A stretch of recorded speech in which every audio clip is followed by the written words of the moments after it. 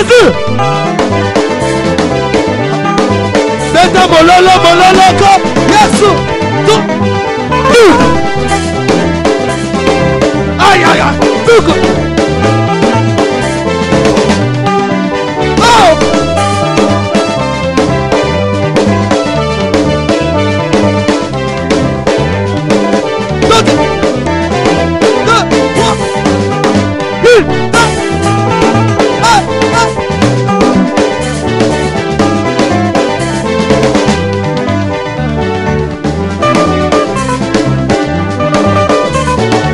Aïe aïe aïe.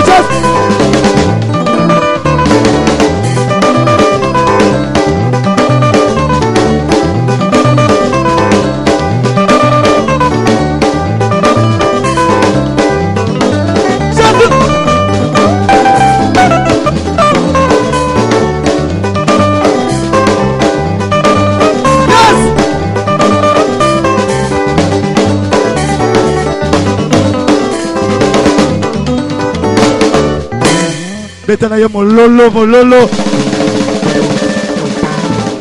Jésus. Alléluia.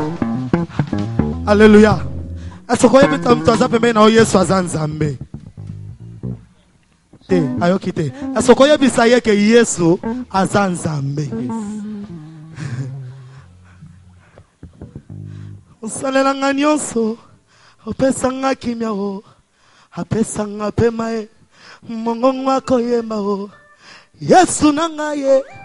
Yesu kitoko. Tangu musufu wa mona kayo liboma na kukumisa kanzambe. Bete na Yesu wana maboko. Zabia. Wana ye preva mosalo yo nazoleka ye. Batu ningaye wapinzambe. Asala bango bamona. Abeti tembe na nzambo ya Biblia. Batalisi ngai na kwa banganga. Balobi nanga na kota loche. Natalisi manazana litatoli. Natanga na Yesu na kosala na Yesu. Aïe aïe aïe aïe aïe. Alléluia. Bien aimé toko simba kisite. Toko koma batulobi. Litumani na zonyo sa mokili. Nabungisa molema nangayo. Yesu.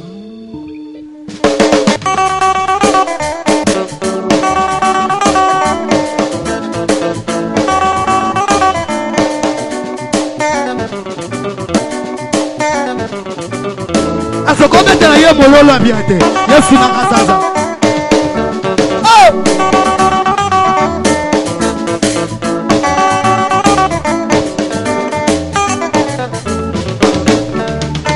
Wana ye preva mosalo yo nazoleka. Batuni ngai wabinzambe. Asala bango bamona. Babeti tebe na zambo ya Biblia. Batalisi ngai ndako bangana. Balobi nanga na kota loje. Natalisi manazana litatsoli. Natanga na Yesu na kosala. Asa mtuma koboya. Bina kota te. Jamais loge na kota te. E osimba te. Yesu asali na bombo. Nazana kondima na kosima mosala. Nazana nzambe. Oh, zambuya zana bombo. Oh, asali na bombo. Na yebisuka na kosima miracle. Te, akufa te. Te, alekate. Yesu, asali na bombo. Kino lelo yo asali kosala. Te, akufa te. Il est vivant. Alekate. Yesu, asali na bombo. Kino lelo yo asali kosala. Aïe aïe aïe, Jésus.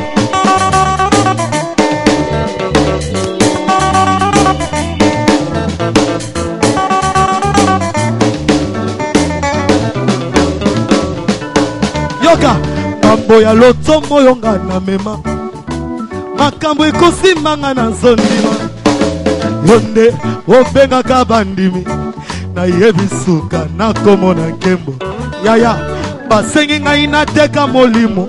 Ah, pona mbongo nateka loto nandimi nzala pona yo Yesu nanga nazala kondima nakozwa lipa yoka lituma nini nazo nyonso moki nabungisa molema nanga Yesu nandimi kosala naza kondima nakolata motoli nalingi nakotalo nalingi nalata motoli nalingi namona yo Yesu oyo nasaleli ntango nyonso na mokili te akufa te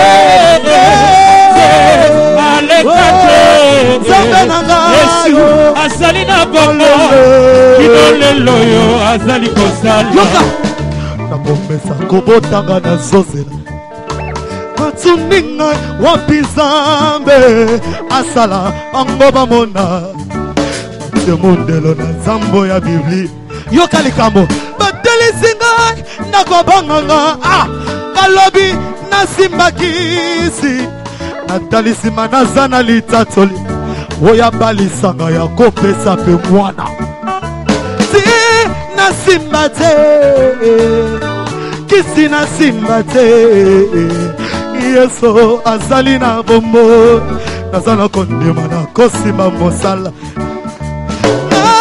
nalingi Yesu natingama se Yesu oyo ngai azali na bombo nayebi suka na kosima bolande akufa te azali Nzambe aleka te Yesu azali na bombo Yesu kino lelo yo azali kosala akufa te azali Nzambe aleka te Yesu azali na bombo kino lelo yo azali kosala kino lelo yo azali kosala kino lelo yo azali kosala Nzambe ya koko bleu kino lelo yo azali kosala Nzambe na Isaac yo azali kosala Nzambe na Yakob kino lelo yo azali kosala kino lelo yo azali kosala kino lelo yo azali kosala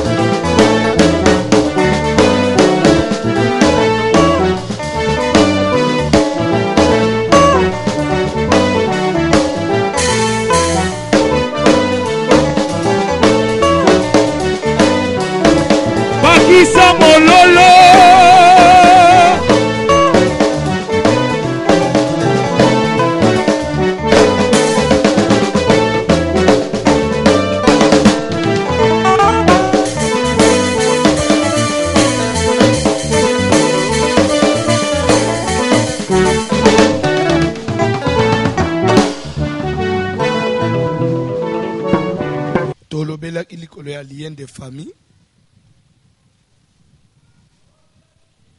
Qui peut me donner la définition à lien de famille? Nana Ebilisus. Nas 5 sortes tout le monde jusqu'à là. Tout le monde peut qu'il y a les liens de famille. Tu peux que ça quel lien? Y était.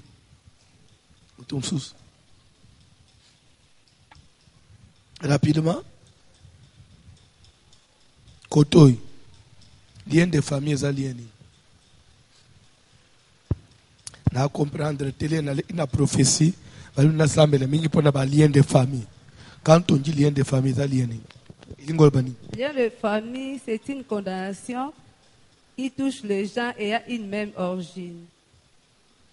Lien de famille, c'est une sorte, c'est une forme. Il faut dire ça. c'est une forme de condamnation qui touche les gens ayant des mêmes parents, des mêmes origines. Amen. Alléluia. C'est clair? Nana c'est un exemple. Où il y a un lien de famille, on a nous tout anxieux. Kopesa où tout sous l'obité. Rapidement. Rapidement. Une condamnation qui touche les gens issus d'une même origine, issus des mêmes parents.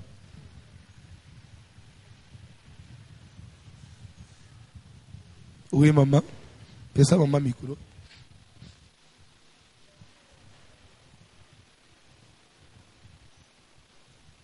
Vie à conformité. 5 sur 5. La vie de conformité, vous comprenez? Hein? Vie de conformité, nous comprenons. Pardon? Bozo, vie de conformité, c'est vie à kokokanate. Ou le vie à kokokanazana zéro. Vie de conformité, malembe. Vie de conformité veut dire bozo bika ba presque même cause, presque même signe, presque même chose, même négativité, les mêmes échecs. Issa, grande sœur à Bali, je vous donne un exemple d'une famille, tout ça, une église. Baboti bango baza 5 bana bas, sans compter mes bali. Bango nyoso babali. Bake baboti bana. Ya liboso akufeli mobali. Lera ufeli mobali azongie pana bango. Ya misatu ya mwasi akufeli mobali pe. Yepe na ban lera azongie pana bango. Lera bafangi ba trouver na lupango na famille ba problème. Ya liboso veve ya liboso na veve ya misatu. Bali bitozo anda unabiso to vanda to sangisa ambongo to boko la bana na biso. Bazinda unabanga bakei ba isizole. O ya mine ipa kufeli mobali.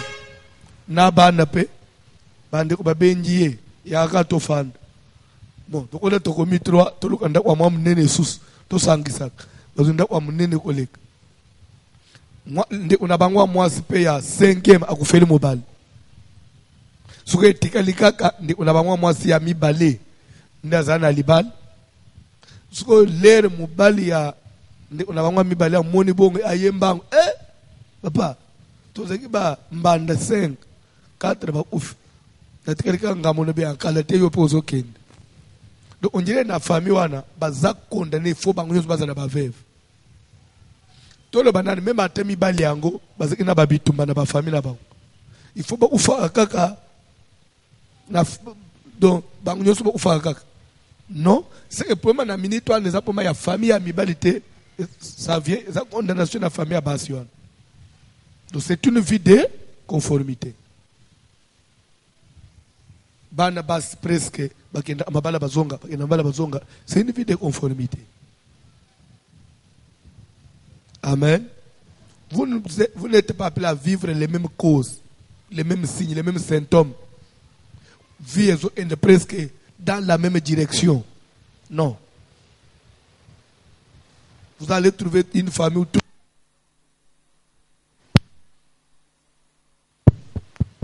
tout le monde a étudié, mais c'est tout le monde qui est chômeur.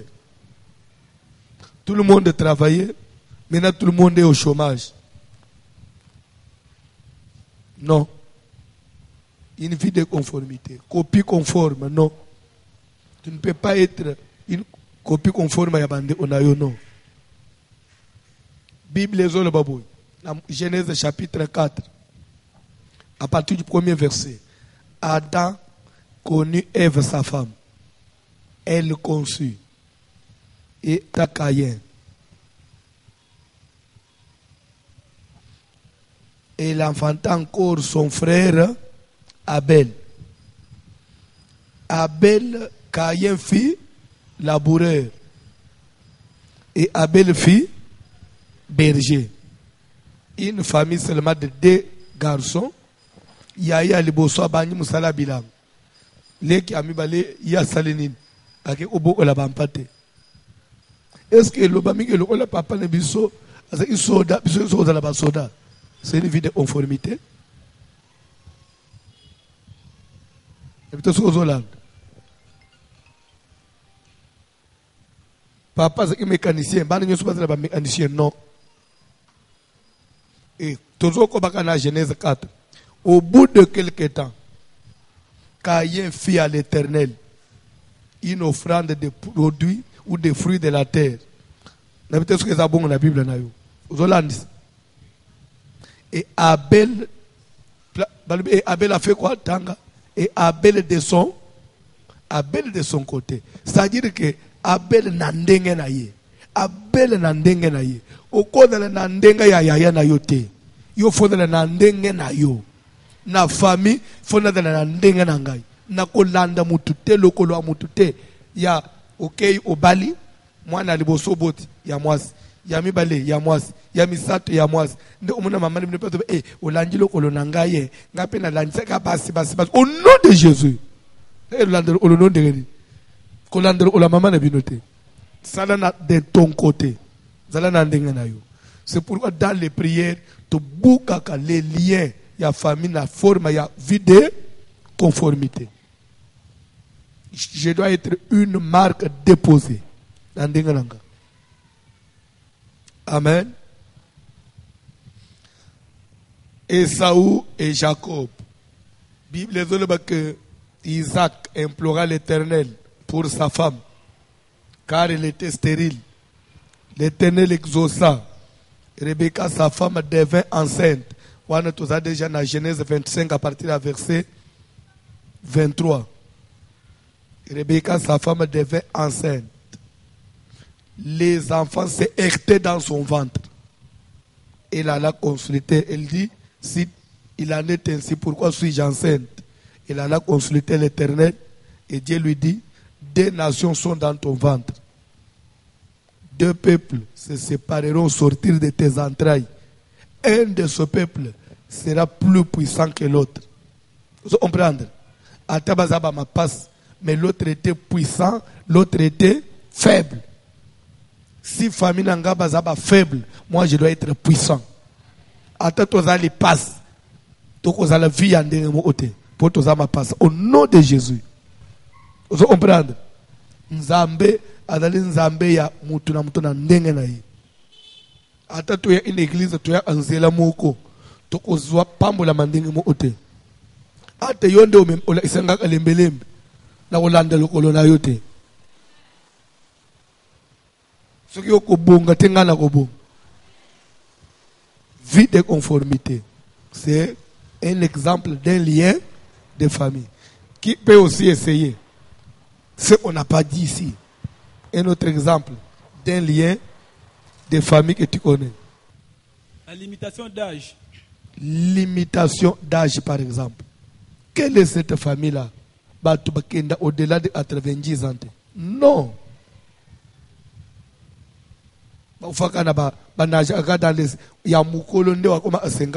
Non. Si dans la famille il y a un problème, il faut qu'il y ait au-delà. Limitation d'âge. Dans une famille où vous trouvez les gens comme si âge n'a pas de plafonnement. Non et non. Qui peut encore essayer?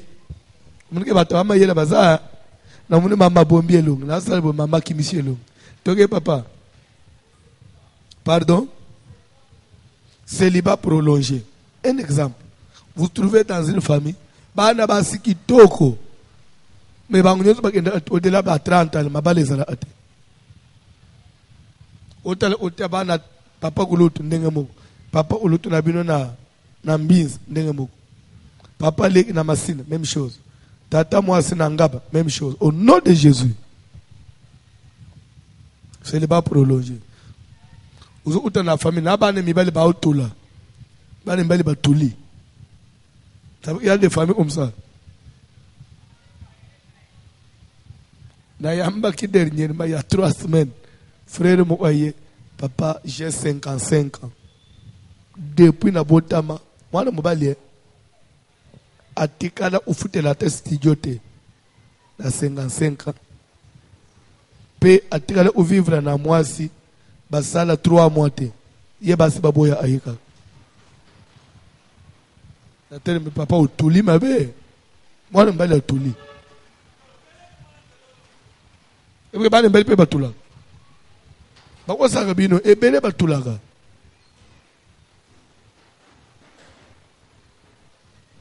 Yasuka Kotoy.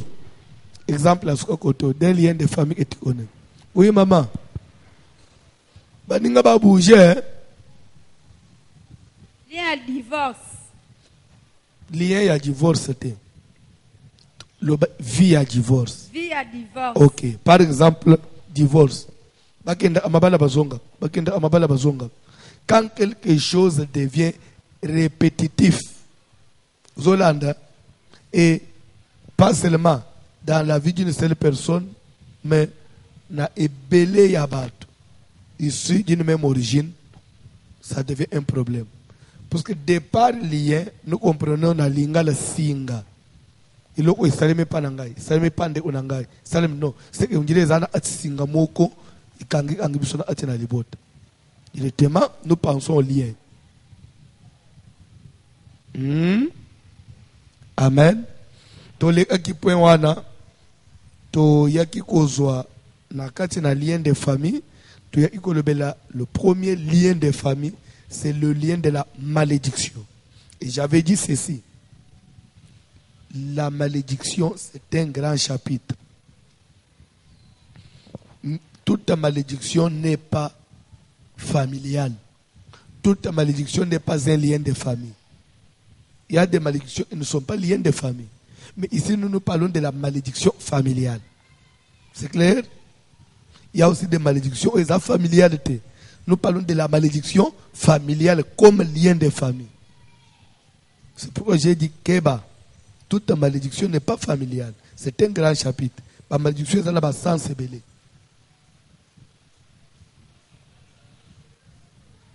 Amen. Qu'est-ce qu'une malédiction familiale? Qui peut m'expliquer? Qu'est-ce qu'une malédiction familiale? Malédiction à famille. Moi, nous disons il m'a bien famille na bangwa. Au lobby par là. Qui peut essayer?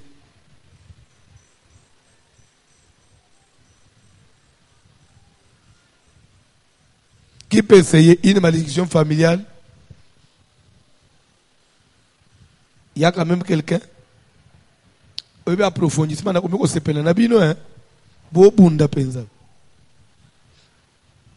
malédiction familiale, c'est une malédiction qui est liée à la famille. Mais tu n'as rien dit. La malédiction familiale, c'est une malédiction qui est liée à la famille. Oui, c'est la malédiction familiale. Ok, parle-moi de la malédiction qui est liée à la famille. Ça veut dire quoi? Nani msusa omek. Il y a répondre à l'objet le hôtel. Nani msusa omek. Pesa micro auto.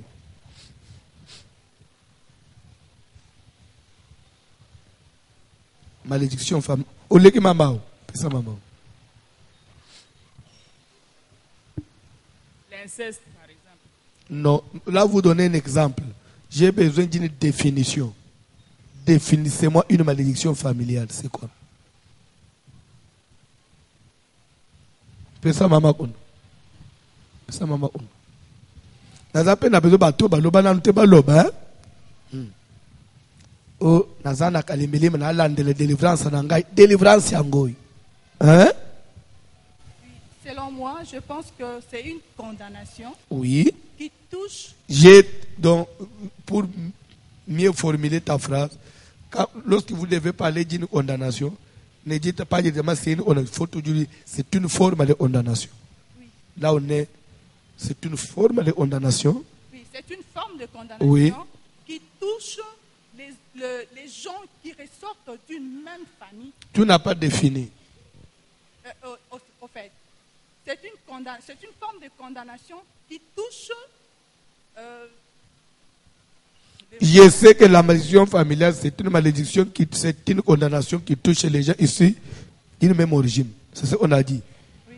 Hein? Oui. Mais qu'est-ce qui fait que les gens d'une même famille? La spécificité, c'est parce que ça touche les gens qui ressortent d'un même sang.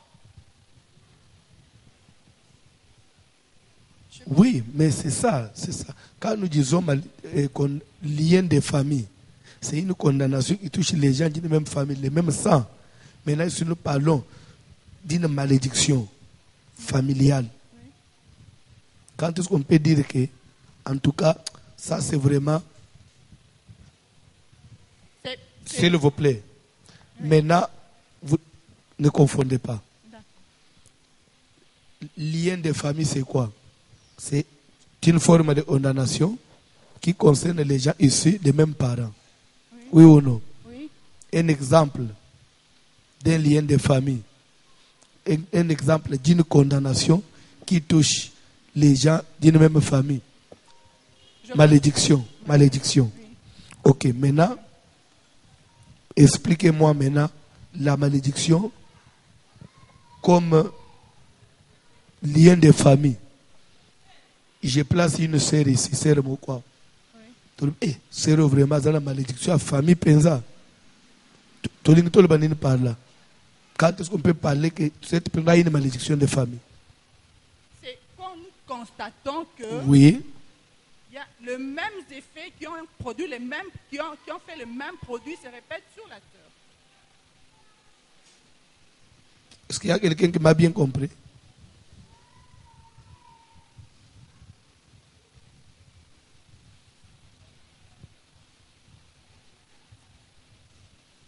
Qui peut essayer? Ah, aussi, je ne parle pas d'une manière d'ensemble, il y a condamnation à battre non. Tout ce que mutumo quoi. Garçon, en tout cas, ndikoyo azana pour ma malédiction à famille. Comment quelqu'un peut se retrouver avec une malédiction de famille? Ça vient comment? C'est dit à quoi? Ça veut dire quoi? Il a une malédiction familiale. Ça. Le mécanisme, c'est quoi? Il s'est retrouvé comme ça. Qu'est-ce qui peut nous pousser? C'est dit à quoi? Donc, c'est une personne qui est liée, condamnée suite à une loi, à un lien de famille. Oh, mais quand tu rentres dans les liens, tout ce qui est dans la définition. Pardon? La loi de la famille qui la condamne.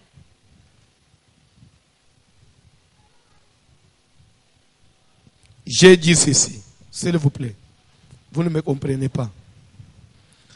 Notez bien, toute malédiction n'est pas liée de famille. Toute malédiction n'est pas malédiction de famille. Il y a aussi des malédictions ordinaires. Oui ou non? Maintenant, quand est-ce qu'on peut dire, en tout cas, ça c'est une malédiction de famille? Ce n'est pas ordinaire. Ça vraiment, c'est que lui a là. C'est une malédiction de famille. C'est quand? Maintenant, je suis clair, hein? Vous comprenez bien? Malédiction, il m'a bien dit qu'il y a les bottes. Mais l'air n'est pas le bac, il y a les bottes. L'air n'est, quand est-ce qu'une malédiction peut être malédiction de famille? Je crois que là, j'ai presque donné la moitié de la réponse. C'est clair, non? Oui. Ok, maman? Quand on a une malédiction familiale, c'est lorsqu'on constate quelque chose qui se répète dans la famille. Par exemple. Non, toi tu es ailleurs.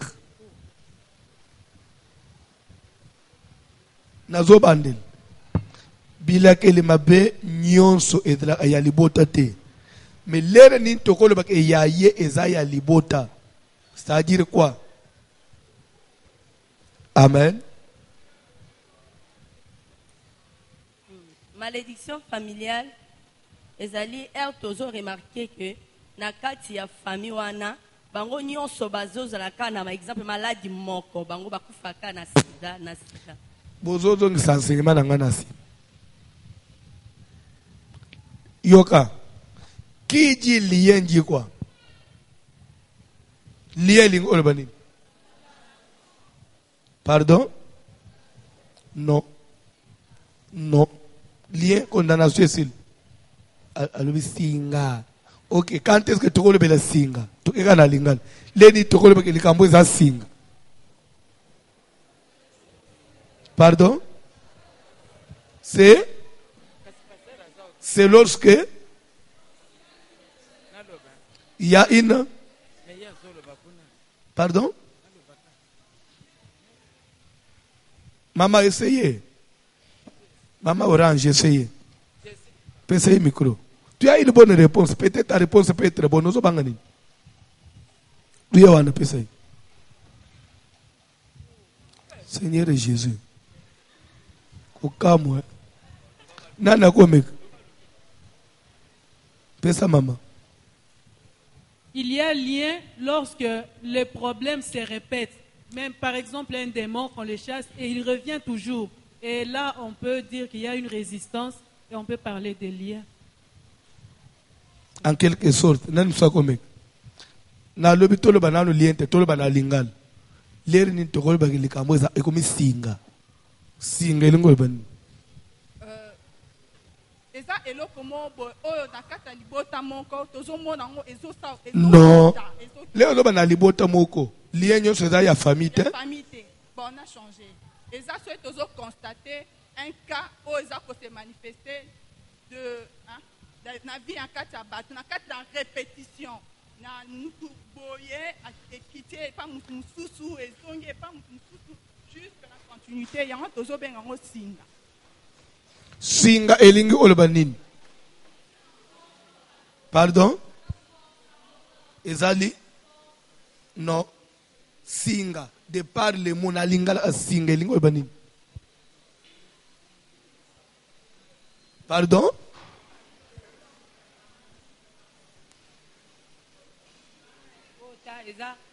eza lokola singa eza mutu akangama esika moko non azosala mama singa elingo eba mutu akangama esika moko mwana na uto mama singa eza nini eza mutu akangama esika moko pardon toza na lingala bokenda na fa singa mwana tuka mama singa eza nini yo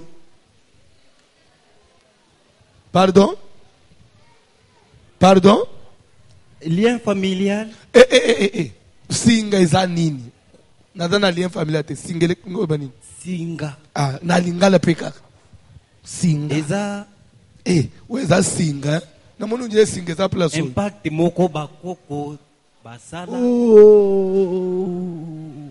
singa eloko babengi ka singa elingo loba nini eloko ezokangama mutu moko asalaki yango elanda bato nyonso tu bao bazoya singa ezali ezokangama mwana naye autika na classe na deuxième primaire papa bayebisi professeur biso tuni biso toyebisa lobi singa elingi oloba nini oyebisa ezali eloko ezokangama na esika moko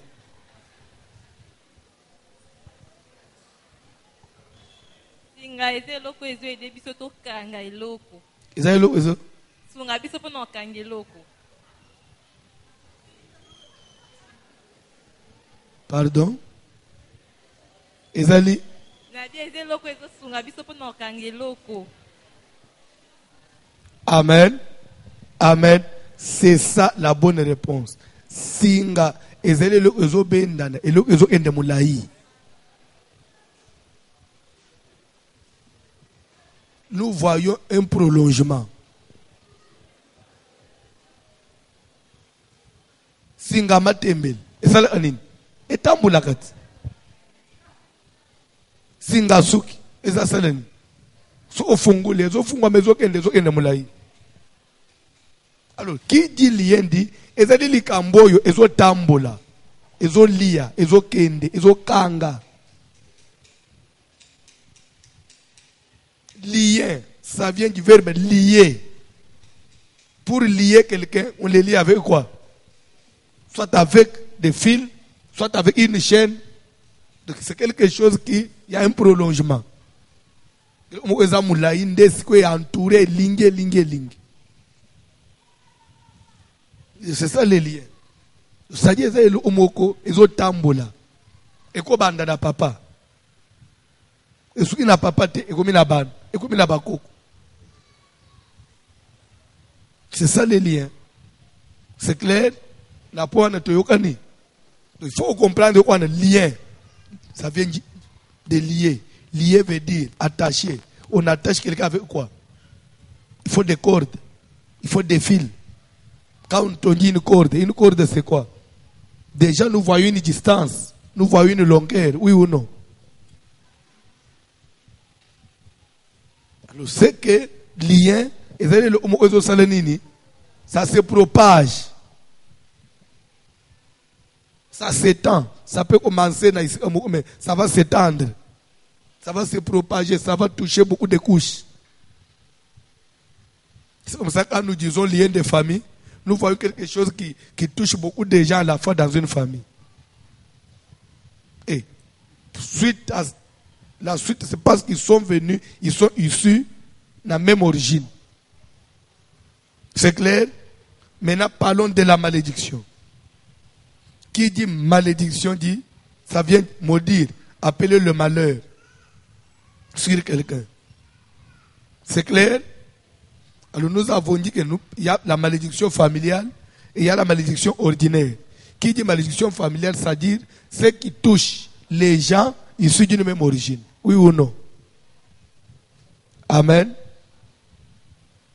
Et maintenant la différence entre malédiction familiale et malédiction ordinaire, c'est quoi? Donnez-moi la différence. Malédiction ordinaire, celle qui n'est pas familiale.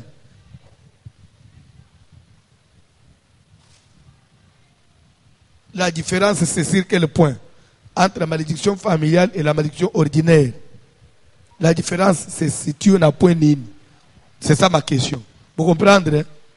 Malédiction familiale, ou est familialité. Différence, c'est nini. Est-ce que vous comprenez? Où est la familialité pour simbi batebelete, mais l'union c'est simba batebele. L'union c'est propageant. Vous comprenez? Et réponse de nous bande OPC et que pembe. Ce que nous avons na yeba ni différence de malédiction ya famille, na weza ya famille te. Ezanine, c'est dire quoi? Nana comme asiko rapidement. La différence se situe à quel niveau? Les sangs.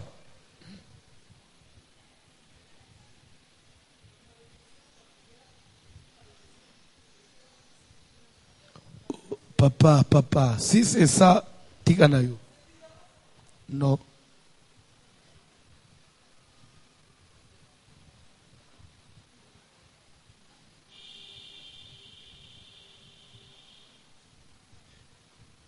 Nazoloba boy. Hein?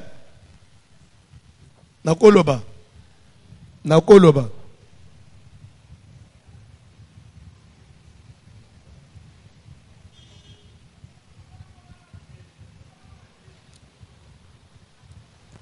Sikoyo tozozwa kaka mwana moko akei akushe na ndeko na ye kuzina na ye babenga kaunini inceste. Oui ou non? Inceste c'est une malédiction, oui ou non? C'est quel genre de malédiction? Pardon? Lera bakangi mwano azo kushena ndeko na ye automatiquement ça maudit. Oui ou non? Oui ou non? Ça maudit pour nani? Pourquoi ça maudit? Pardon? A posé acte. Acte nini? Pardon? Je vous trouve loin de la réponse. Vous n'allez pas. Je réponds pour toi avancer. La différence entre une malédiction de famille et une malédiction ordinaire se situe au niveau des causes. La malédiction, elle est familiale. C'est lorsque les causes qui amènent la malédiction sont des causes qui touchent la famille. Il a commis une infraction qui est liée à la famille. Par exemple, l'inceste. Ceux qui sont moi na mobile, bakangie na fille kwa quartier. Na mwana mbali bakangie na cousine na ye. Bangmi bali basala tandenge mo oui ou non. Bangunyo su basali kindum. Mais pourquoi Yahweh commet malédiction de famille?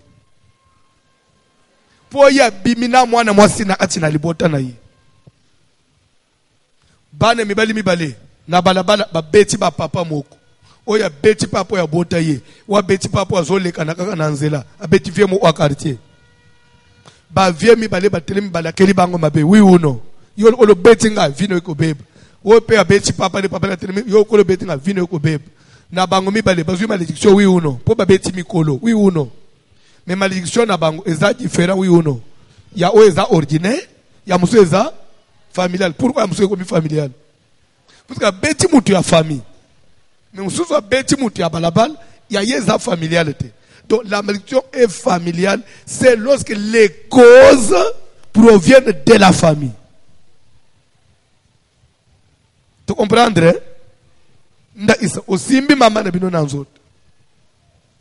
C'est familial.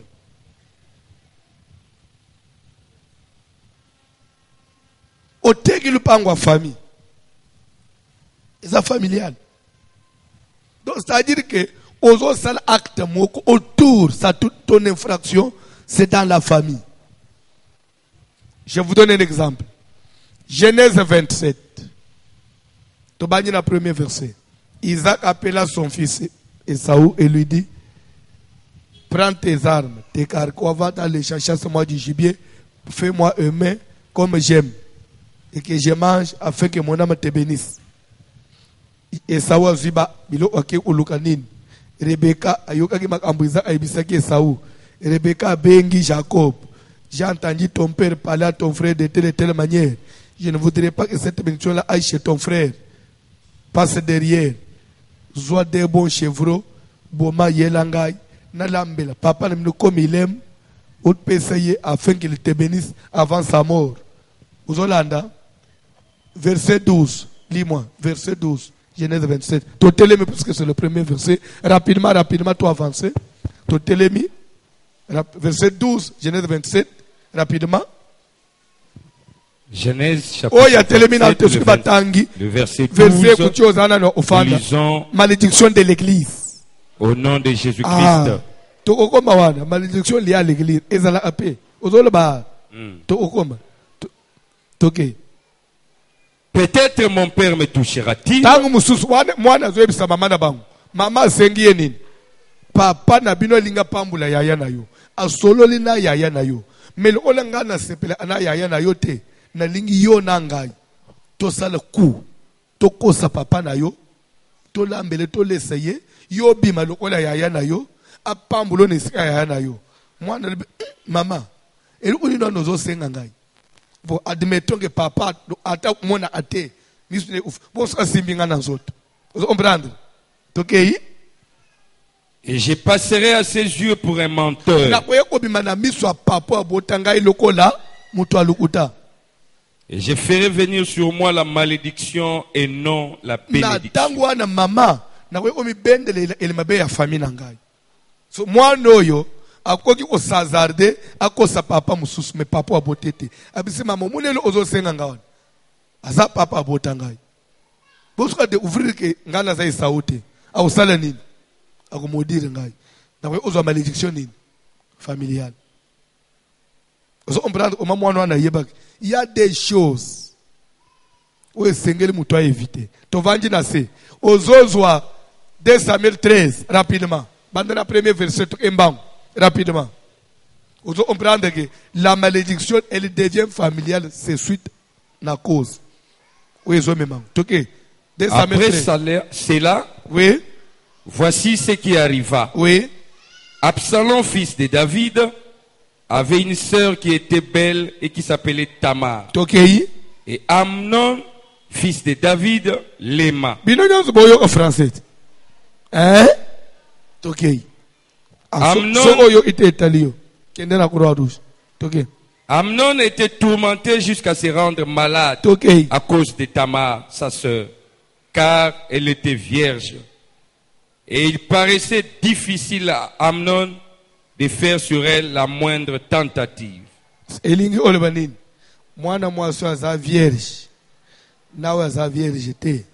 Hein? Vierge.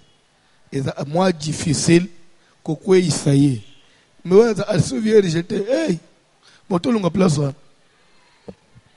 mais comme la Bible l'obit comme elle était vierge il paraissait difficile de faire sur elle la moindre tentative si elle n'était pas vierge ça allait être difficile facile et la Bible était Bible Net yoza asu vierge te boy. Na linga ate ukanga mana bana mi bali po eta ana u difficile te ukweisa yo. Ser na lobi mabe, na ser célibataire. Na lobi mabe. Oh non, mama yoza akaboy. Ukanisela abatu mabe. Oui, yo foto kaniselo mabe poza asu vierge te. Kokweya na yoza aloente.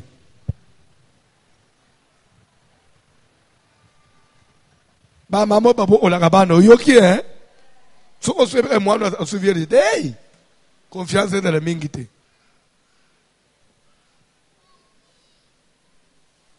O Bible mutel ngaite Bible. So on silike là Bible. Motolunga place. Amnon avait un ami nommé Jonadab, fils de Chiméa, frère de David. Et Jonadab était un homme très habile. Il lui dit, pourquoi deviens-tu ainsi chaque matin plus maigre, toi fils du roi? Ne veux-tu pas me le dire? Sautez même 3 versets. J'aime ta mère, ma sœur, parle à ton père, sautez. David envoya dire à Tamar. Tamar alla dans la maison d'Amnon, son frère, qui était couché. Alors Amnon dit à Tamar, apporte les mets dans la chambre. Place 1, 40e verset déjà. 10e. Place 1. Apporte les mets dans la chambre et que je les mange de ta main. Tamar prit le gâteau qu'elle avait fait et le porta à Amnon, son frère, dans la chambre. Comme elle lui présentait à manger, il l'a saisi et lui dit, viens, couche avec moi, ma soeur. Il a dit quoi? Viens, couche avec moi qui? Ma soeur.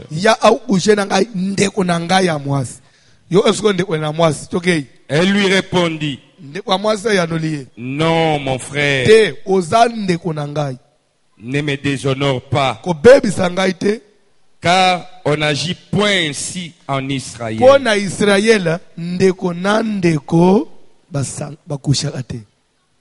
Vous comprenez?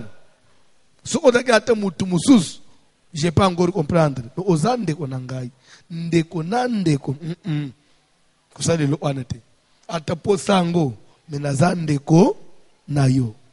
Ozomona ke Tamar, ayeba ke malédiction ya famille et uta na cause za dina. Amen.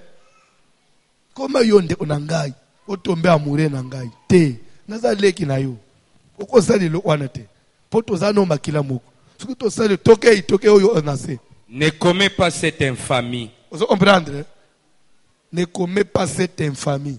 Infamie, c'est-à-dire, c'est une infraction liée à la famille.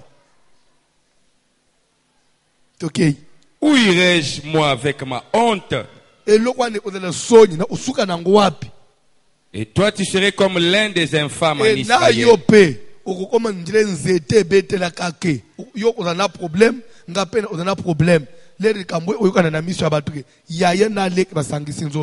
Tokobeba vina biso osala nini ekobeba lere azolo bawana amnono nano ushaka na basite poaye ngande unaye ebe ideja bas me alobi me ato bilo ono sala wana menangai nazande unayo so osimi ngana nzoto vino ebebe yanga pesa nini.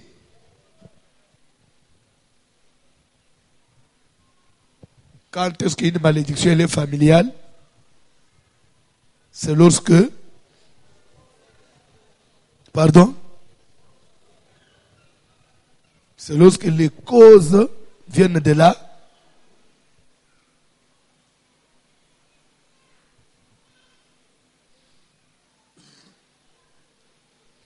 Est-ce qu'il y a encore une question?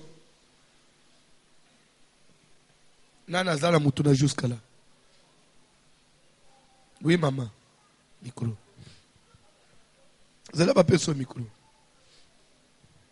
C'est que ndenga tozo tambola na yo boy. Même bana no ya miki oboti wana. Soko bimi lelo vandisa bango na se. Para nyos fa na udi solo ya osola na bana. Yebisa bana ndenga boza boy. Ate boke fete. ata bomeli masanga ata olangwe yo mwana nanga mobali ata na 2h du matin satana telemeli oposa ya mwase kangiyo ata kutinde ono alali mabe elambeza na nzoto te ndeko aza ndeko kusimba ye te jour osimba ye okobebisa vi na yo. Il faut bana baye babilo wana okokoma na malédiction familiale. Ngai naza mama na yo wana za papa na yo ata yo za na pleine raison ya za na tort atenga mama na za na tort yo za na raison okomange ngai te po okozwa malédiction. C'est-à-dire qu'il y a des bêtises qu'on ne peut pas commettre près de la famille.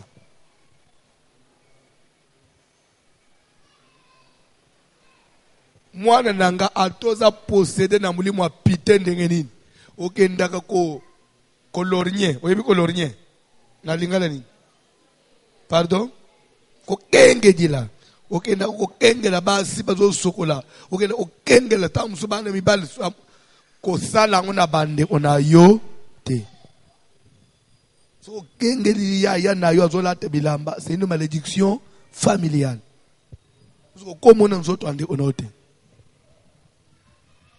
Ce sont des choses qu'il faut enseigner aux enfants.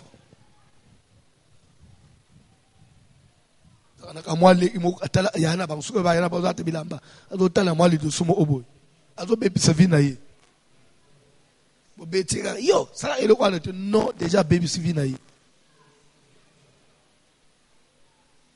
Il faut pour me mener à la délivrance. Tamar et Yebisi, Amnon. Yaya Nangai.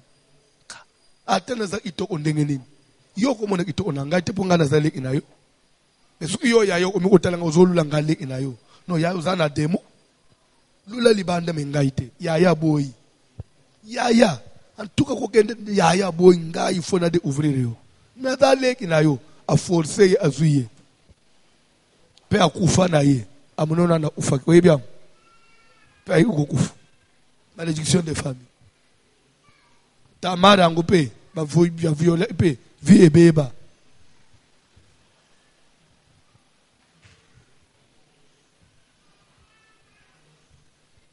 Amen.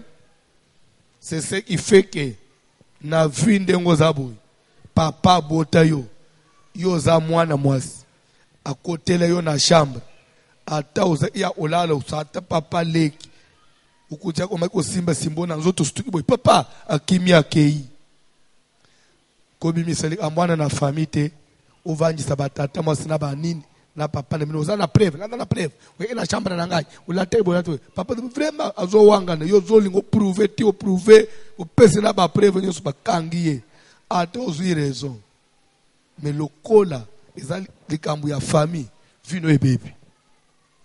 Il y a des choses de la famille, ne l'expose pas dans la famille. Omoni papa na bino, omoni semeki wa balande onayo, osalo ba je ya mabe. Ko betele mutu lisolo te, kima kaka kokoma sunanda onayite. Ngokenda usepa ya na bino ta na komina na suna tante. Iyo uzako linga ufande pa ya na bino. Pone ni ate ngamu ukaka nazana makambo na ngai. So te nakenda onate semeki ana aviola ingai. Ngolo moka memangana mutuka twenda kushe naye. Ya solo ya tobongisa. Les bazobongisa nde ba lokio bien. Ce sont des choses, il faut dire aux enfants qu'il faut éviter. Qui m'a au contraire ndakwana, est-il? Mais kokende ko fanda tena mukolo wa famille, o luka si table net ya jugement, o banda loba osamba, lokola mwana moko papa botaye, mama na bangwaza ina bitila ukenda ba voyage, ya nzela mai. So papa uchi omela na butu mama voyage sala 3 mois, papa na sia ba kuita wana, aya kotina ndako. L'État zole anaboye mwana na ya mwasi ya mukolo alala imabe lipute lungwe na nzoto makoletikali libanda papa na uita masanga lera tali satana otie akoteli mwana na shamba mwana pe na sia pungi tala abana ya lelo na sia pungi azata na cycliste te ya ye osutuka papa sabandi ozoyi l'État zo sur tindi ki papa Naza mwana nuntoki ya papa atelemi wana papa na bakuitwana Attends, tu as eu mon conscience, c'est ça là. Papa, qui m'a ôté la chambre? Na tongo papa au côté là yete. Satan n'est pas à ma cam. Il a ce qu'un bébé salemi, quand le thème m'a payé. Maman ya oumela, quand elle a mal été 4 jours après maman y. Quand elle a soit na yakate. Moi na mbalamoko, fanjisi maman na bango. Tellement papa salingai. Maman ba ko sala yo bongo te. Yakama tio moi no to bote comme ça moi. Benga papa ulutu na bino. Benga tata mwasi na bino. Benga koko na bino. Likambo panza na batunyo swana ba ye. Clément Vandao. Sylvie ya Vandao. Clément yo bimina mwana no ngai. Suki na sele likambo na zamba bumangai. Sylvie yo osele papa ngana osele yo. Papa oyaki ejuru boy. Papa oyibi kutu lena tindika kiyo. Papa ngai. Papa ulingokosa. Papa. Lera bandi opesa ba détail. Papa zangia oloba. Batos ba ololi papa zandoki a papa. Mwana telema.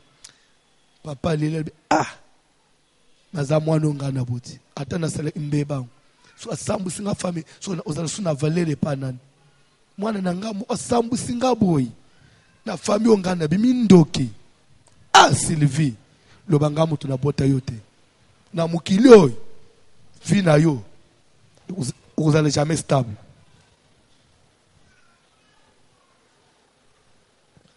C'est une marie. Nzambe na lo lambala moko azwakte.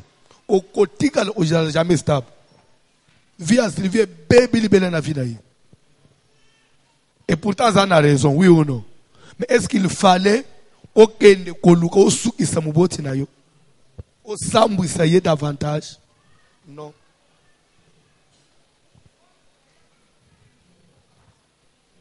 Au contraire, likambo ezate likambo ya ukimi nangwa te basala nzambe expliquer bito basala nzambe tokoluka même soki papa na za quelqu'un on peut ramener à la raison tokotela na nzela sat ya to bengisie nga passer na solo na pesi moral yo mwana oye to otibino service même ça même que maman bino yep basi mtu ba se maîtriser te to sambele libino papa sali offrande ya rachat pe apamboli yo mwana to sambele pe likambo sili pe lobi ko bali oboti. Mais dis-moi, yo li obimisa po osu isa papa obebi sivina yo. Ce qui moi na sala erreur c'est confier na yo mama yo teyama. Ko kende même otuna mbali na brutalité te. Okuba mbali nyonso mibali linga akweyete akweyete. Oyo kango même na mwana pa basala nzambe. Luka bwanya basala nzambe. Pe basala nzambe baza mur. Basala nzambe nso basala nzambe te. Eza musala nzambe panza asekere abandimi agenda obeta na mwasi na ye. Il y a des églises hein. So na passer lobi omiko ka ona ba mama nyoso na église. Ebimele pa nani. Nzo andelera koma kana butu na nda epa na ye courant ezate. Po abongisa lisolo na mwasi na ye. Omoni mama Sophie. Mama na makambu. Wema amusolo ngalelo. Amen. Na be terminer le solo pour na sukisa. Toze inalu na ikelembe 20 na jolu. Non, na jolu 20 na asavu kala na 96. Aseka place tozalaki avant na omana lo olel. Kolomoko to mona apapa mo ay asusu église te. Tolandela. Zokande. Amen. Alléluia. Alléluia. Papa wana ngande utumutu na te kaka ngayo nde mutu na te yaki. Na te yaki mwasi ya libala ifozo aswe ya mobali na yo mwasi foso ula abasuvetema mobali na yo basengela mobali na yo mama molu suvetema na ye. Parce muninga tu opona nini te. Mobali na ngaza anababitida basuvetema na zotika mwanye na kati.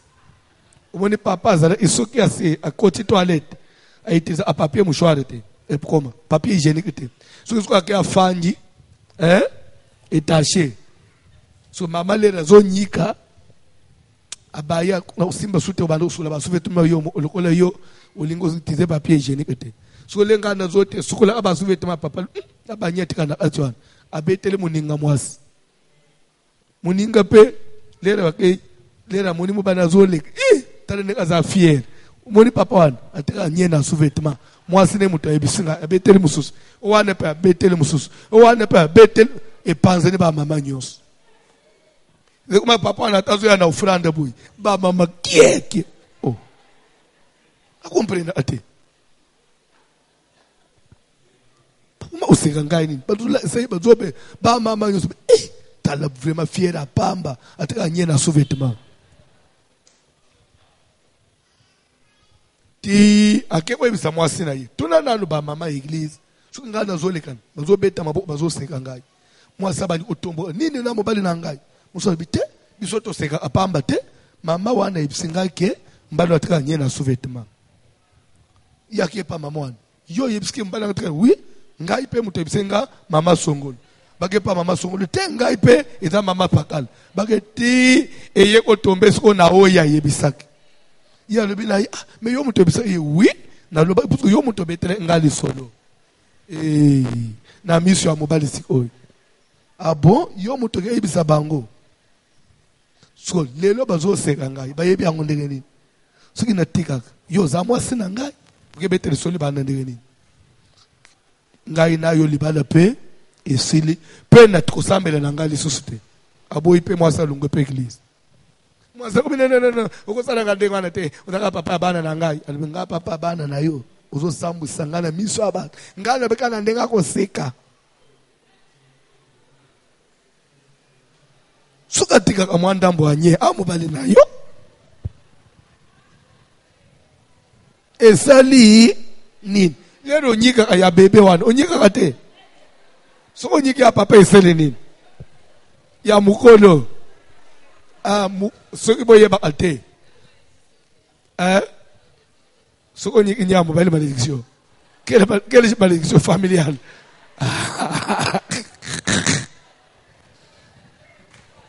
c'est que malédiction a baby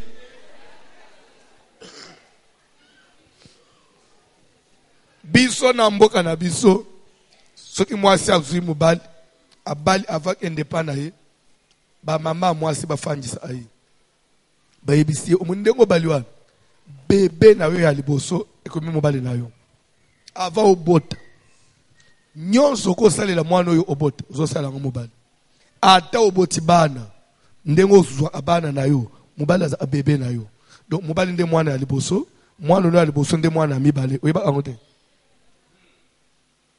wana yo bayebisa yo te asoki bayebisa te na informe yo lelo okolongola ye miyoyi mobali alali na butu mwa dra lungwe bangungi bazoswa ye okola obomi ngungo ozofinyika yo obongisi ye po aza bebe na yo lere mo ozola mo ozo contrôler mo fulbe ko les hommes matele yo longoli ye bongo so ozo tanyo sana pourquoi pas nye olongola te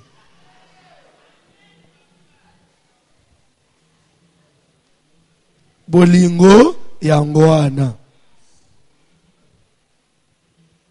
aza munoko solo luka solution obongisa ye munoko kobanda ukima kolala kotete na kuchana ye mutu kote mo ote yaza amunoko solo mais luka solution ya ala biso nini faut ça le possibilité sur la munoko boyebi ai yo ya obalambela boyebi ke soanya asola munoko litungulu te ai penzo ya aywan eswanya asola munoko so mutaza munoko osola makasi ali ya mingi ba aywan eboma aba mikro ba munoko pe eboma asola munoko. Pardon? Il faut qu'on habite dans le de temps en temps. Même yo, aux solo munoko, il y a un mingi aïe. Aux autres amatotiens, aux autres temps foulant, aux autres liens, aux marchés, penseti, de temps en temps, de temps en temps. Et bon, à solo munoko. Et après, ça a à peine habité, ça le bain de la bouche. Bah, nini ya bain de la bouche, on met belé na ba supermarché, même na ba pharmacie. Ba produit so obrosé aussi au benjang au gardango na munoko les réseaux soa wana ezo bomba ba micro après solo munoko on a eu aussi là mwana mwasi to solo munoko atayo moko tolo ba te ngana mona kapasi surtout les tous adevant muto sako inase nako kende te bana okende twana izalete ba pompe ndena oma akaka na che mutu okokende na mona pasi na musala okokende te okosi na yonde okosi poni pasteur na zo otala yete na zo banga moi parfum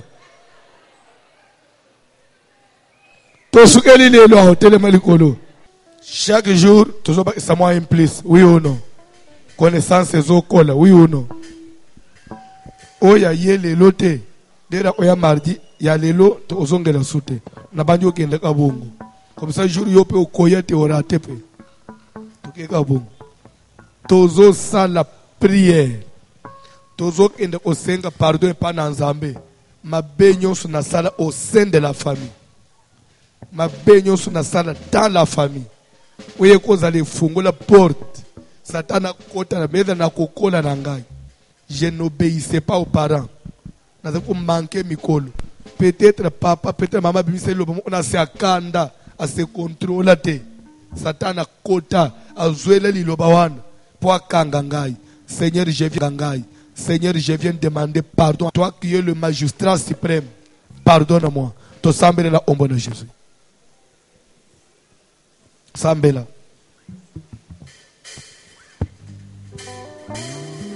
Mojui katina mawa. Sambela. Yesu Kristo. Nazoya komibwaka na se ya makolo na yo. Pona kolela mawa na yo likolo na bomoi na ngai. Zambe na bomoi. Yesu kanda ne telemela te liboso na ngai. Yokela nga mawa. Pona berere nyonso na komite na kati ya famille. Boluna yo kati na bomoi na ngai. Kelima be famille ezolanda ngai. Na kambaki na basi one obikisi na ngai. Limbisanga Seigneur na dezona na sengi. Boluna yo kati na bomoi na ngai. Na yoksa baboti na ngai soni. Na kambaki na basi one obikisi na ngai. Yesu yokela ngai ma mola loboko na yo lomola ngai na basi ekimelo na mae yo Yesu kolona bomoi na ngai yo neya na ngai kolona bomoi na ngai Yawe na kometa ba bêtise na kolala na kometa ba kata famille na kolona na kometa ba infraction na kata famille yokela ngai mawa papa bomoi na ngai na besi na yo bolo yoka lere tozo prier tozo senga pardon koza una blague te et koza le même na kokola par erreur et arriva na mona nzoto amoboti par erreur nzambe limbisa ngai satana profite na yango te tika nzambe alimbisa ngai ayokela yo mawu mabe nyonso na kodela na sala consciemment inconsciemment nzambe yo elangai mawu nazana besoin après musalo na kangola manabila ele mabe nyonso ya famille na ngai au contraire nazala pe béni to sambele na ombo na Jésus Chenga bolimbis belela mawana nzambe mawana yitalisa ma Jésus Bible zolo bagenani ayebi mabunga na ye nyonso Yesu tika berer nyonso na komete na kati na famille atana kozanga koyeba bape nyonso na sala papa autrefois na yebaka te mais papa ko permettre te que Satan profiter pour na ko condamner vie na ngai ko permettre te que bandoki ba profiter pour na ko bebisa mola loboko na yo lomola ngai na basi ekimelo na mae yo Yesu kolona bomoi na ngai oyo kolalaka te yo Yesu kolona mokoi na Dis que le pardon se trouve auprès de toi. Accorde-moi Jésus. Accorde-moi pardon, Seigneur.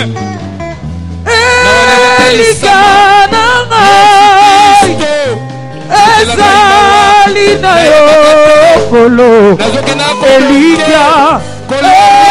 Elika la prière Ezali na yo kolo Yokela ngai mawa Elika na ngai Zambela mawa Ezali na yo kolo Seigneur Oh Yesu Nazamami alors Kotikanga boete kolo Namitu Isate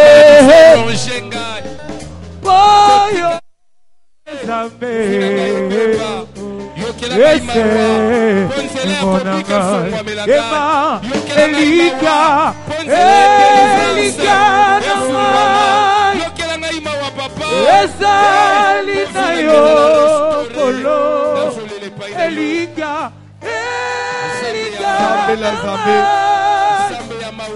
Ezali na yo Kolo.